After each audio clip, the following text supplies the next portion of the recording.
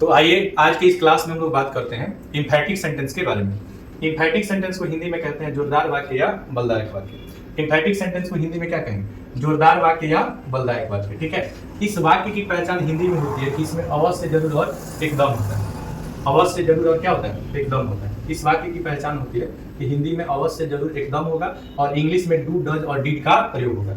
जैसे मैं खेलता तो हूँ, वह पढ़ता तो है, मैं आपको जानता तो हूँ। ठीक है, इस तरह का जो भी सेंटेंस होता है जिसमें जानता तो हूँ, करता तो हूँ, जिसमें तू रहता है, क्या रहता है? तू रहता है, तो उस सेंटेंस को हम लोग इम्फैटिक सेंटेंस कहते हैं। इम्फैटिक सेंटेंस में डू लगता है, डज लगता है और डिड लगता है। इसके पहले तो आप याद रखेंगे मेन वर्ब वन के पहले। तो इसका डेफिनेशन होता है कि मेन वर्ब वन के पहले डू डज और डिड का प्रयोग करना। डू डज और डिड का प्रयोग मेन वर्ब वन के पहले करना इम्फैटिक सेंटेंस कहलाता है। ठीक है, जैसे स्पीक के पहले यहाँ पे क्या आया है? डू आया है। यहाँ पे देखिएगा टेल के पहले क्या आया है? डज आया है। और यहाँ Sachin did play cricket, play के पहले क्या है? डिड आया। तो जब भी किसी सेंटेंस में डू डज और डिड का प्रयोग होता है तो उसी को हम लोग इम्फैटिक सेंटेंस कहते हैं। मैं तुम्हें अवश्य जानता हूँ, आई डू नो यू। ठीक है, मैं तुम्हें जानता तो हूँ, आई डू नो यू। अब यहाँ पे देखिएगा सचिन क्रिकेट खेलता तो था, तो Sachin did play cricket. Sachin did play cricket का क्या हो जाएगा कि सचिन क्रिकेट खेलता तो था। अब यहाँ पे समझेंगे कि सेंटेंस जो होता है, ठीक है, यह दो तरह का हो सकता है। एक हो सकता है नॉन इम्फैटिक सेंटेंस, एक हो सकता है emphatic sentence. Non emphatic sentence उस सेंटेंस को कहा जाता है जिसमें डू डज नहीं होता है, और इम्फैटिक सेंटेंस उस सेंटेंस को कहा जाता है जिसमें डू होता है, डज होता है और क्या होता है? डिड होता है। आप याद रखिएगा जहां V1 रहता है वहां डू प्लस V1 का प्रयोग होता है। ठीक है, और जहां V5 रहता है वहां डज प्लस V1 का प्रयोग होता है, और जहां V2 रहता है वहां पे डिड प्लस V1 का प्रयोग होता है। अर्थात आप हमेशा से याद रखेंगे कि जब भी नोट में याद रखना है, नोट में क्या याद रखना है कि जब भी आप डू का प्रयोग करेंगे, डज का प्रयोग करेंगे या डिड का प्रयोग करेंगे, तो ये हमेशा मेन वर्ब के पहले लगेगा। मेन वर्ब के कहाँ लगेगा? पहले लगेगा।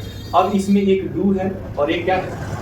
डू है और डज है और एक डिड है। डिड के साथ भी मेन वर्ब का फर्स्ट फॉर्म लगेगा और डू डज के साथ भी मेन वर्ब का फर्स्ट फॉर्म लगेगा। लेकिन ये प्रेजेंट टेंस में लगता है। ये किस टेंस में लगता है? ये प्रेजेंट टेंस में लगता है, लेकिन ये जो है ये पास्ट टेंस में लगता है। पास्ट टेंस में लगता है। तो आप याद रखिएगा कि डिड का प्रयोग पास्ट टेंस में होता है, जबकि डू और डज का प्रयोग प्रेजेंट टेंस में होता है। ठीक है, अब किसके साथ डू लगता है? तो जहां सब्जेक्ट प्लूरल सब्जेक्ट होता है, जहां सब्जेक्ट क्या होता है? प्लूरल सब्जेक्ट होता है। जैसे आई होता है, बी होता है, यू होता है, दे होता है, प्लूरल नाउन होता है, और मोर देन वन नेम होता है। वन नेम होता है, तो इसके साथ हम डू प्लस V1 का प्रयोग प्रेजेंट टेंस में करते हैं। ठीक है, अब यहाँ पे समझेंगे कि जहाँ सिंगुलर सब्जेक्ट आएगा तो सिंगुलर सब्जेक्ट में क्या क्या आता है? तो याद रखेंगे सिंगुलर सब्जेक्ट में आता है ही, सी, इट, दे, इट आता है।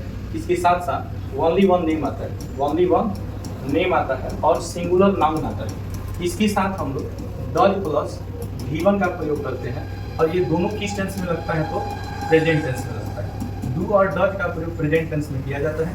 डू का प्रयोग प्लूरल के साथ, डज का प्रयोग सिंगुलर के साथ। लेकिन जो डीड होता है, सब्जेक्ट चाहे प्लूरल सब्जेक्ट हो चाहे सिंगुलर सब्जेक्ट हो, डीड का प्रयोग जो होता है ना वो V1 के पहले किया जाता है, और ये किस टेंस में होता है? तो पास्ट टेंस में। ठीक है, पास्ट टेंस में होता है। अब आप समझिएगा कि सेंटेंस दिया हो कि मैं तुम्हें अवश्य जानता हूं, मैं तुम्हें अवश्य जानता हूं। यहां पे देखिएगा क्या है? अवश्य है। केवल सेंटेंस कहता है कि मैं तुम्हें जानता हूं, मैं तुम्हें जानता हूं, और मैं तुम्हें अवश्य जानता हूं। जब अवश्य आ जाएगा तभी डू डज डिड लगेगा टेंस के अनुसार। मैं का क्या हो जाएगा? आई, अवश्य रहेगा तो डू, जानता हूं तो नो, और यहाँ तुम्हें है तो क्या हो जाएगा? यू। तो डू का अर्थ हो जाएगा अवश्य, और जैसे ही अवश्य नहीं रहेगा तो डू हट जाएगा, तब हो जाएगा आई नो यू।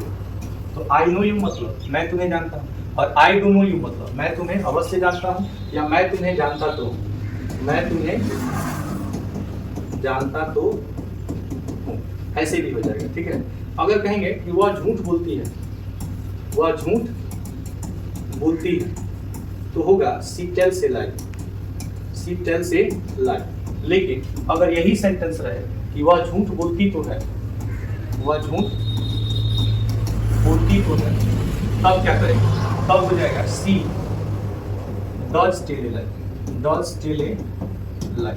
अब यहाँ डज क्यों लगा, क्योंकि इसमें क्या है, तो है। आप ऐसे भी लिख सकते हैं कि वह अवश्य झूठ बोलती है, वह अवश्य झूठ बोलती है, ठीक है।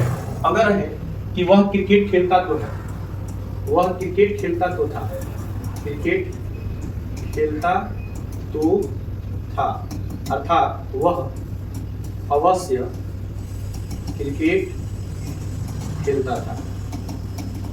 तो जिस वाक्य में तू आ जाएगा और क्या आ जाएगा, अवश्य आ जाएगा, तू आ जाएगा और अवश्य आ जाएगा, क्या आ जाएगा, तू आ जाएगा और अवश्य आ जाएगा।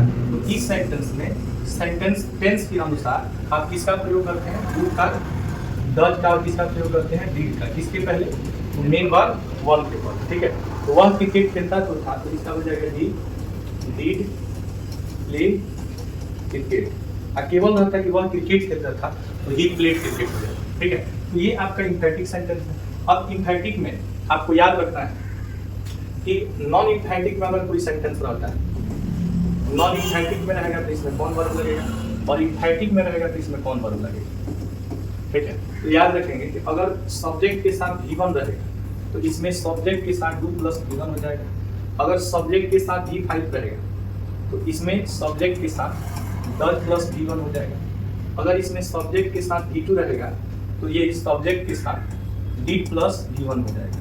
यानी कि इम्फेटिक सेंटेंस में हमेशा V1 लगता है, V1 लगता है। इम्फेटिक सेंटेंस में हमेशा क्या लगता है, V1 लगता है। अगर सब्जेक्ट के साथ हैव रहे तो सब्जेक्ट के साथ डू हैव लिखते हैं, सब्जेक्ट के साथ डू हैव लिखते हैं। अगर सब्जेक्ट के साथ हैज रहे तो यहाँ पे हम लोग सब्जेक्ट के साथ डज हैव लिखते हैं। अगर सब्जेक्ट के साथ हैड रहे तो यहाँ सब्जेक्ट के साथ डिड हैव लिखते हैं। यहाँ हैव भी आपका फर्स्ट फॉर्म होता है। अगर यहाँ पे कोई सेंटेंस V1 से स्टार्ट हो तो इसमें हम लोग डू प्लस V1 से स्टार्ट करते हैं। अगर कोई सेंटेंस प्लीज और काइंडली से शुरू हो प्लस इसमें V1 हो तो इसमें भी प्लीज और काइंडली लिखते हैं, लेकिन V1 से पहले डू लगा देते हैं। अगर यहाँ पे आपको इम्फेटिक सेंटेंस में हैव प्लस कोई कॉम्प्लीमेंट दिया हो नॉन इम्फेटिक में, तो इम्फेटिक में जब इसको बदलते हैं तो इसमें डू हैव कर देते हैं, डू हैव कर देते हैं। तो ये कोई नियम होता है, पहला V1 को डू प्लस V1 में, V5 को डज प्लस V1 में, V2 को डिड प्लस V1 में, हैव को डू हैव में, हैज को डज हैव में, हैड को डिड हैव में, V1 को डू प्लस V1 में, प्लीज काइंडली प्लस V1 को, प्लीज काइंडली प्लस V1 को, इसमें V1 से पहले डू लगा देते हैं। और 9 नंबर जो होता है, जो हैव से सेंटेंस शुरू होता है उसमें डू हैव लगा देते हैं। यही इम्फेटिक सेंटेंस का सब नियम होता है। इस प्रकार से आपका इम्फेटिक सेंटेंस क्या हो गया, समाप्त, ठीक है। तो ये था इम्फेटिक और नॉन इम्फेटिक सेंटेंस। अब यहाँ पे आपको दिया सेंटेंस बनाने के लिए, सेंटेंस बनाने के लिए आपको दिया जाएगा कि इम्फेटिक से नॉन इम्फेटिक सेंटेंस बनाना, ठीक है। तो जैसे आपको दे देगा कि आई नो यू का रहेगा इम्फेटिक क्या होगा, तो क्या करना है, आई हो जाएगा, V1 है तो डू लगाना है, आई डू नो यू हो जाएगा। इसका अर्थ हो जाएगा मैं तुम्हें जानता हूँ, मैं तुम्हें जानता हूँ, और इसका अर्थ हो जाएगा मैं तुम्हें अवश्य या जानता तो।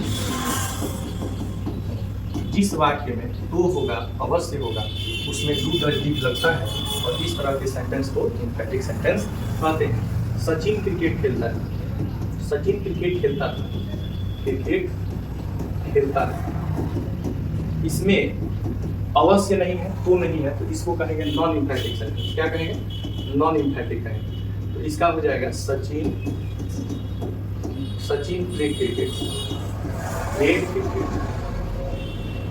सचिन प्लेड क्रिकेट हो जाएगा। लेकिन अगर इसी को हम लोग इम्फेटिक सेंटेंस जब बनाएंगे, इम्फेटिक बनाएंगे, तो हो जाएगा सचिन डिड प्ले क्रिकेट हो जाएगा, सचिन डिड प्ले क्रिकेट हो जाएगा, ठीक है। तो याद रखेंगे किसी सेंटेंस में डू का, डज का और डिड का प्रयोग V1 से पहले जब किया जाता है तो उस सेंटेंस का अर्थ निकलता है अवश्य या तो, और इस तरह के सेंटेंस को ही हम लोग कहेंगे इम्फैटिक सेंटेंस।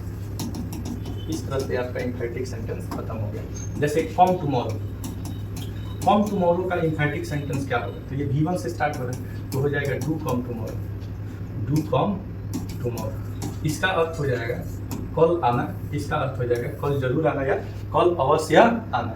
तो जिसमें भी डू डज डिड लग जाएगा उसका हिंदी अवश्य या तो इसमें लग जाएगा, और इस सेंटेंस को ही हम लोग इम्फैटिक सेंटेंस कहते हैं। तो बने रहिए हमारे साथ, और इम्फैटिक सेंटेंस का ये जोरदार वीडियो था, आप इसको अच्छे से देखिए, समझिए, और जो भी डाउट है उसको कमेंट करके पूछिए। अगर ये वीडियो आपको पसंद आया तो मेरे चैनल को सब्सक्राइब कीजिए, वीडियो को लाइक कीजिए, शेयर कीजिए, और बने रहने के लिए बहुत बहुत धन्यवाद। Thank you for watching this video.